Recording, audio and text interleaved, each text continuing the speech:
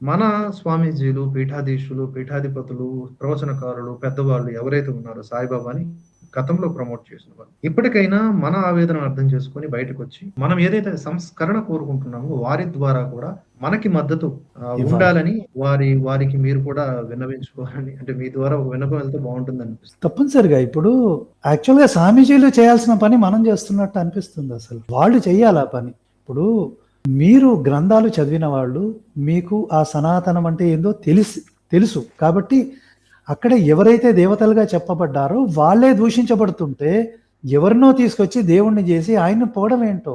మీరు చేయాల్సిన పని మేం చేస్తున్నామండి. మీరు ప్రవచనకర్తలు కావచ్చు, స్వామీజీలు కావచ్చు, ఎవరైనా కావచ్చు. ఒక నలుగురి మీద పరువు నష్టం దావా వేసి ఎఫ్ఐఆర్లు ఇస్తే మీరేం చేస్తున్నారండి? మీకు ఒక ఇన్ఫ్రాస్ట్రక్చర్ లేదా? మీకు సంస్థలు లేవా? మీరెందుకు మా సనాతన ధర్మాన్ని ఈ సాయి మతం వాళ్ళు దూషిస్తున్నారని మీరెందుకు వాళ్ళ మీద కేసులు వేయట్లేదు? మీరెయ్యాలి కేసులు. సనాతన ధర్మం దూషించబడుతుందని ఓ 50 కోట్లు వాళ్ళేదో ఇక్కడ వేశారు. మీరు 1000 కోట్లు వేయండి వాళ్ళ మీద. రాముని పేరును ఎట్లా మీరు దూషిస్తారు?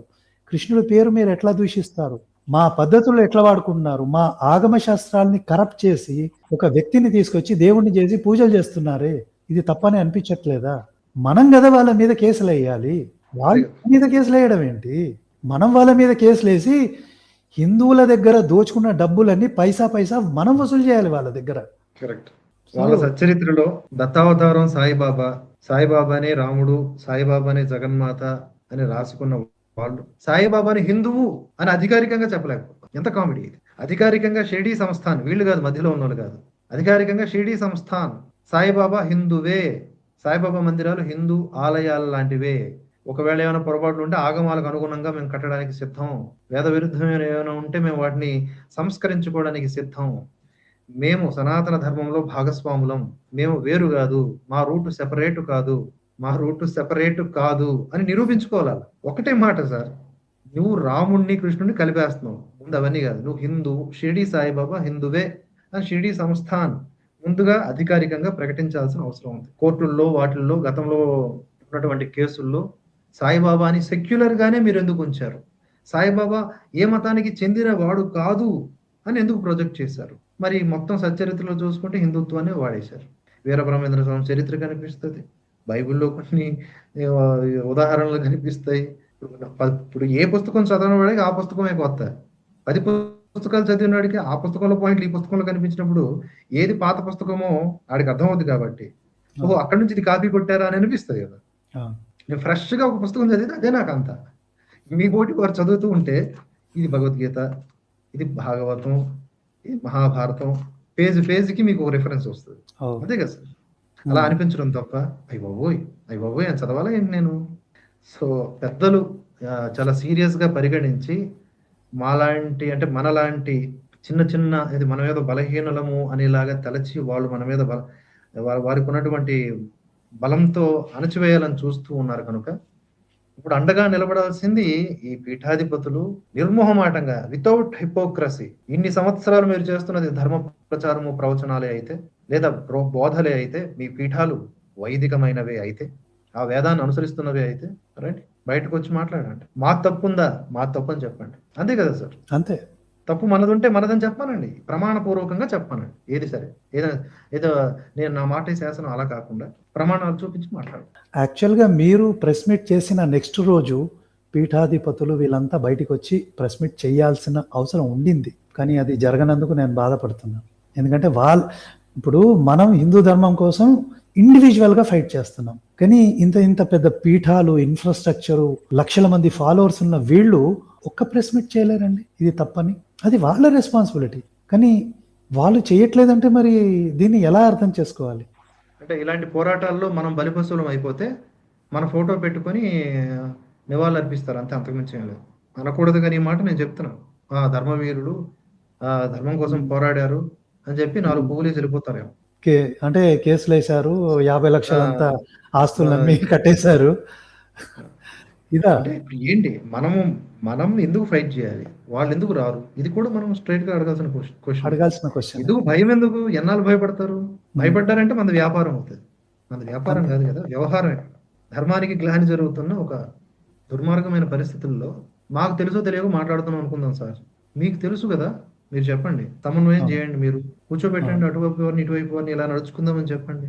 అది ఒ సార్. ఒక్ ఒక్క పీఠాధిపతి షిరిడీ సంస్థాన్‌కి ఫోను చేసినా గూడా వాళ్ళు దిగొస్తారు. అదే కదా! ఏంటి మీరు మా వాళ్ళ మీద కేసులు పెట్టారు? హ్మ్. కూర్చొని ఏ మాట్లాడుకుంటే మీకు అభ్యంతరాలుంటే మాట్లాడండి. కేసులు పెట్టడం ఏంటని ఒక్కరు కూడా ఫోను చేయలేదు. ఫోను చేయలేదు. అలాంటి పరిస్థితుల్లో ఉన్నాం. అంటే ఒక పక్క ఒక మాఫియా డబ్బులు సంపాదించి, అదే డబ్బుల్ని హిందువుల దగ్గర నుంచి కలెక్ట్ జేసి, మీ మీద కేసులు పెట్టొచ్చు. కానీ హిందూ ధర్మం కోసం ఫైట్ చేస్తున్న వీరుల కోసం ఒక పీఠాధిపతి, ఒక మఠాధిపతి ముందుకొచ్చి మాట్లాడడు. అవును. హ్మ్. అంటే ముందుకొచ్చి మనం ఎందుకు మాట్లాడాలి నేననేది. అంటే డైరెక్ట్‌గా వచ్చి మాట్లాడాలి. మనం ఎవరి కోసం ఫైట్ చేస్తున్నామో గూడా నాకు అర్థం గావట్లేదు. నేను కన్‌ఫ్యూజన్‌లో పడిపోయానిప్పుడు. కాదు అదే మనం అంటున్నా. చేయడం అవసరమా అనిపిస్తుంది. ఒప్పుకోదు కదా సార్. మనసు ఒప్పుకోదు కదా సార్.